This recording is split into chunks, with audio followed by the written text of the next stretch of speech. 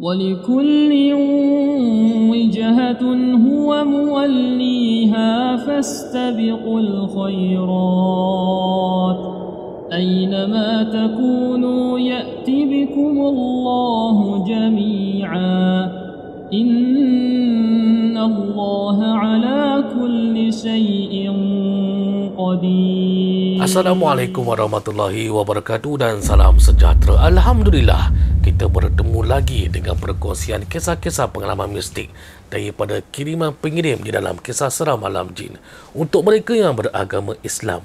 Saya mohon kita sama-sama mendoakan saudara Islam kita di tanah Palestin. Semoga Allah Subhanahu Wa Taala mempermudahkan urusan, dikuatkan iman dan sabar, memakbulkan doa-doa mereka dalam meneruskan perjuangan di tanah Palestin. Jangan lupa ya, kita pun turut doa bersama-sama, insya-Allah. Sedikit pesanan luar biasa kepada para penonton, khusus untuk bulan Ramadan yang akan datang ni. Sekiranya lah kalau korang ada kisah-kisah pengalaman yang berkaitan dengan bulan-bulan Ramadan yang lepas-lepas ataupun yang berlaku pada musim perayaan Hari Raya Aidilfitri yang lepas-lepas ni, bolehlah kongsikan kisah anda bersama dengan saya. Saya akan dahulukan kisah-kisah ini untuk saya paparkan kisahnya di bulan Ramadan yang akan datang nanti. Tapi kalau boleh, kalau tak keberatan, janganlah tulis panjang-panjang. Ringkas-ringkas je tulisan tu supaya mudah untuk kita faham bersama. Jemputlah, kongsikanlah kisah-kisah anda semua dengan saya nanti. InsyaAllah saya akan pamerkan. Kalau korang nampak cara gaya saya cakap nanti agak macam slow sikit tu, saya minta maaf lah. Sekarang ni saya tengah semput, agak susah sebenarnya saya nak bercakap ni. Saya cuba jugalah sejauh mana yang saya mampu je ya. Bismillahirrahmanirrahim. Baik, kita ke agenda utama. Pengalaman yang dikirimkan ini adalah yang paling terbaru kejadiannya. Saudara putera nama samaran memberitahu bahawa sepanjang hidup daripada kecil sehinggalah sekarang ni berumur 21 tahun, inilah kali pertama putera diganggu oleh jin yang menyerupai sama persis seperti masyarakat Melayu menggelarkan sebagai pocong. Tapi pocong ni pelik sikit. Saya serius ni, memang pelik. Yelah kan, kita ni dah disinonimkan daripada orang-orang tua zaman dulu.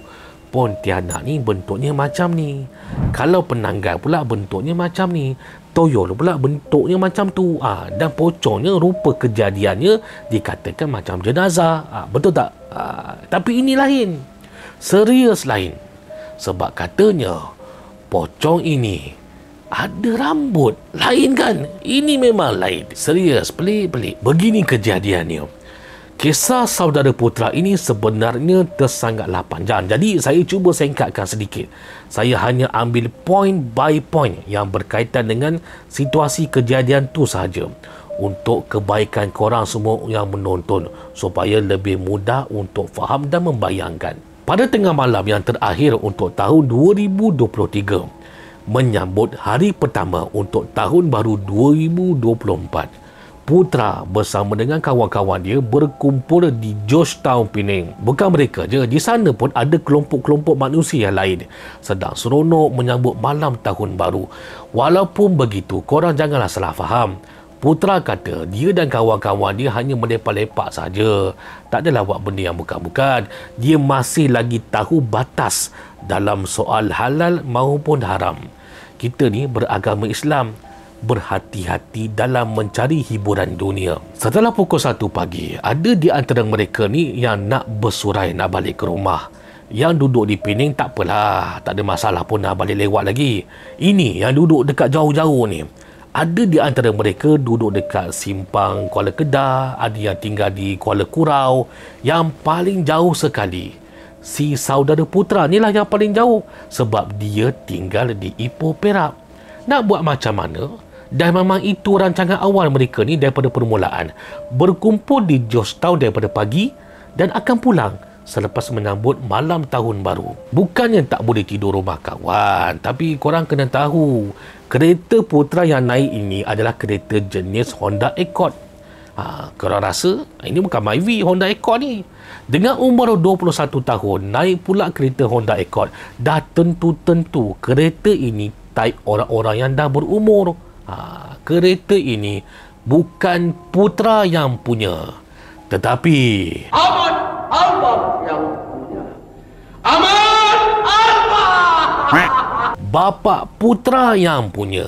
Putra ni pinjam je bapa dia punya kereta. Kalau ikutkan, bapa dia tak bagi pergi sebab jauh dekat Pening.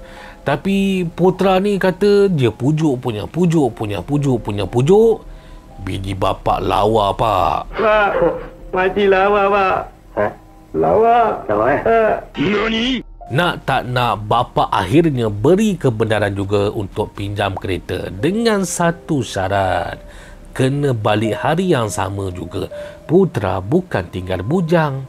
Dia masih lagi tinggal di bawah pengawasan ibu dan bapa kerana beliau sedang lagi menuntut di IPTA, masih lagi belajar. Pukul 3.30 pagi, pemanduan Putra sudah memasuki laluan lebuh raya yang terletak di bawah Banjaran Keledang. Mesti korang ada yang tak tahu kan Banjaran Keledang? Nanti korang tanyalah dekat Pakcik Google. Sebelum memasuki laluan lebuh raya ini, Putra dah berhenti tadi dekat RNR Sungai Perak. Isi minyak, buah air kecil, beli air. Yelah, bohonglah kalau tak mengantuk. Itulah tujuannya berhenti kejap tadi. Sebab semata-mata nak bagi fresh air dulu dekat kepala otak dengan mata ni. Supaya tak adalah ngantuk sangat. Bagi segar dulu mata. Sekarang, masa yang dinanti-nantikan oleh kita semua. Mohon dengarkan baik-baik sebab kita dah memasuki fasa yang paling penting.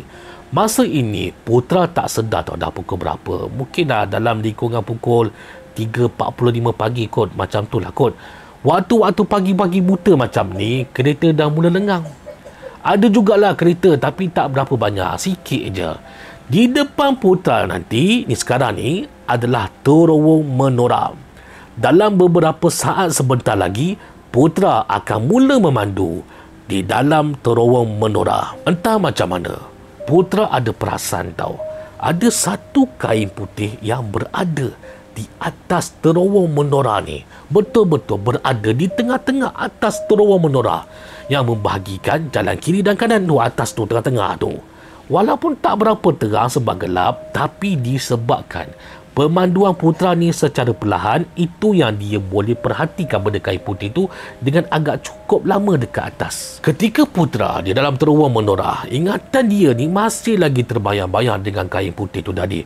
Macam-macam andaian yang berada dalam fikiran dia sekarang. Memang Plus letak kain putih tu ke sebagai tanda? Dia fikir macam tu. Atau ada pekerja kontraktor ke tertinggal kain putih dekat atas tu masa dia orang tengah buat kerja sebelum ni? Atau kain tersangkut sebab ditiup di bawah angin kencang ke? Atau ini yang buat Putra berpeluh ni. Bila mana Putra mula berfikir, itu hantu ke yang aku nampak tadi? Hantu ke? Hantu ke? Pemanduan Putra sudah semakin dekat dengan jalan keluar penghujung terowong menora. Sedang fikiran ni masih lagi memikirkan perkara tadi. Tiba-tiba, secara tidak langsung, Putra terkejut tau. Setering kereta dia tidak dapat dikawal. Dia ni hampir-hampir terbabas memegang jalan di seberang laluan kanan. Muka Putra menjadi pucat. Bibir Putra memulakan bacaan-bacaan surah-surah Al-Quran yang dia tahu. Kerana apa? Apa yang membuatkan Putra ketakutan? Korang nak tahu tak apa yang dia dah lalui dan apa yang dia dah nampak? Dengan gaya pemanduan Putra memandu kereta secara perlahan dan berhemah, semasa dia sudah sampai di penghujung jalan keluar terowong menora, betul-betul berada di penghujung terowong tu, di sebelah kiri, di luar hujung terowong tu, Putra melihat tahu cukup jelas ada sebungkus kain kapan seperti jenazah sedang berdiri di sebelah kiri jalan tu. Malah kain kapan jenazah tu di bahagian balutan kepalanya ada rambut yang panjang menutupi bahagian muka jenazah tersebut. Astagfirullahalazim. Masyarakat Melayu memanggil benda tu sebagai pocong. Tapi untuk lebih jelas, ianya lebih menyerupai seperti kain kapan jenazah yang sedang berdiri. Atas balutan terkeluar rambut yang menutupi bahagian mukanya. Sekarang korang boleh faham tak? Boleh bayangkan tak? Boleh nilaikan tak macam mana rupanya? Disebabkan penampakan inilah saudara Putra menjadi tak keruan. Sepanjang pemanduan dia daripada terowong sehinggalah Ketul Jelapang menjadi kelang kabut. Seakan-akan seperti orang yang baru belajar naik kereta. Tak boleh nak pandu dengan lurus, kata Putra. Jadi jemari dia ni menjadi menggeletar, keras, kaku. Tidak dapat dia jangkakan akan diperlihatkan oleh takdir untuk bersua, untuk bersemuka dengan penampakan yang menakutkan yang macam tu. Ini bukan filem hantu. Ini bukan drama, bukan novel. Tapi ini benar-benar berlaku pada diri saudara Putra. Sesampai saja dia ni ditol keluar Jelapang, Putra mengambil keputusan untuk keluar sebentar daripada kereta sebab dia nak bertenang dulu. Tapi masalahnya, tempat Putra membentikan kereta dia sekarang ni bukanlah tempat laluan yang selamat. Mungkin kerana fikiran yang tidak boleh berfikir dengan baik membuatkan Putra ni berhenti betul-betul dekat tengah-tengah jalan keluar selepas palang tol tu. Disebabkan tindakan Putra ini membuatkan staf di tol berkenaan menegur Putra supaya berhenti di tempat yang lebih selamat dan dibenarkan oleh pihak PLAS. Bukan di tengah-tengah tol. Bukan di tengah-tengah palang tu buat apa. Alhamdulillah, gangguan penampakan tu tidak berterusan sehingga ke rumah. Hanya bermain di sekitar terowong menora saja. Putra adalah menceritakan kisah ni kepada keluarga dia, pada kawan-kawan dia. Tapi iyalah kan, kejutan cerita tu hanya bersifat sementara sahaja. Kerana apa? Kerana masing-masing, bukan masing-masing lah, tapi semua orang dah tahu bahawa dari dulu lagi kewujudan penampakan dan gangguan di terowong menora ini sudah berlaku daripada dulu lagi. Semua orang boleh kena. Ini yang berlaku kepada saudara Putra. Sekarang ini terowong menora hanya menunggu sahaja masa dan giliran untuk mengganggu pula orang lain yang akan melaluinya nanti. Wallahualam. Harap-harap bukan kita lah. Terima kasih kepada saudara Putra sebab sudi berkongsikan dengan kami semua pengalaman yang bagi saya masih lagi segar untuk tahun 2024. Walaupun ianya hanya penampakan. Tetapi kalau kita bayangkanlah, memang cukup mengeri untuk dilihat di depan mata kita sendiri. Lagi-lagi dalam keadaan situasi memandu seorang-seorang di dalam kereta pukul 3-4 pagi. Tengah-tengah gunung pula tu, Allahu Akbar. Hanya iman sahaja yang menjadi kekuatan dalam saat-saat ini.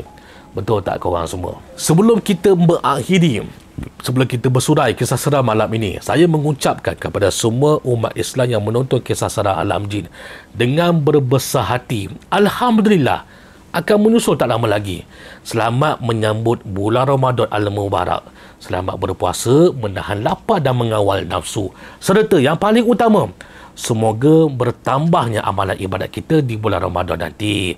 InsyaAllah Allah Subhanahu Wa Taala akan sentiasa memberi berkat dan rahmat pada hamba-hambanya yang berusaha, beramal dan beribadat dengan hati yang ikhlas. Saya ulang, kalau ada kisah pengalaman di bulan Ramadan ataupun di awal perayaan Aidilfitri, bolehlah kongsikan dengan saya. Nanti saya cuba aturkan untuk paparan kisah berkenaan di bulan Ramadan. Kalau boleh tak nak panjang-panjang ya, hanya tulis point by point saja. Jangan lupa, saya mohon lagi sekali kepada korang semua yang menonton, tekan button subscribe, thumbs up dan kongsikan kisah ini kepada penonton yang lain supaya beroleh hiburan seram dan manfaat bersama-sama. Kita akan bersua dan berjumpa lagi. Kisah daripada pengirim yang seterusnya macam biasa di dalam Kisah Seram Alam Jin. Assalamualaikum warahmatullahi wabarakatuh. Terima kasih banyak-banyak. Selamat menyambut bulan Ramadan Al-Mubarak. Alhamdulillah, insyaAllah. أعوذ بالله من الشيطان الرجيم وننزل من القرآن ما هو شفاء ورحمة للمؤمنين ولا يزيد الظالمين إلا خسارا.